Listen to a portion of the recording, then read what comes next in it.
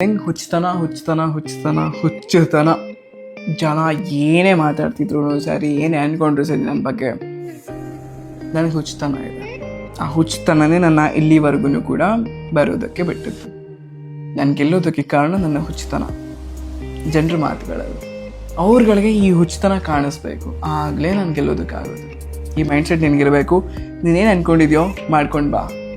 ನೀನು ಗೆಲ್ಲಬೇಕು ಅಂತಿದ್ಯಾ, ಗೆದ್ಕೊಂಡೇ ಬೀಳ್ತೀಯ. So don't worry, ನಿನ್ನಲ್ಲಿರೋ ಹುಚ್ಚುತನ ಜಗತ್ತಿಗೆ ಕಾಣಿಸ್ಬೇಕು. ಯಾರೇನು ಬೇಕಾದರೂ ಹೊಂದಿ, ಇವನು ಹುಚ್ಚಿ ಇವಳು ಬೇಡ್ದಿರೋ ಕೆಲಸಗಳು ಮಾಡ್ತಿರಲ್ಲ, ಇದರಿಂದ ಇವರು ಗೆಲ್ಲಲ್ಲ, ಆಗಲ್ಲ, ಏನು ಬೇಕಾದರೂ ಅಂದ್ಕೊಳ್ಳಿ. ನೀನು ಹುಚ್ಚುತನ ನೀನು ಕ್ಯಾರಿ ಮಾಡ್ಕೊಂಡು ಬಾ.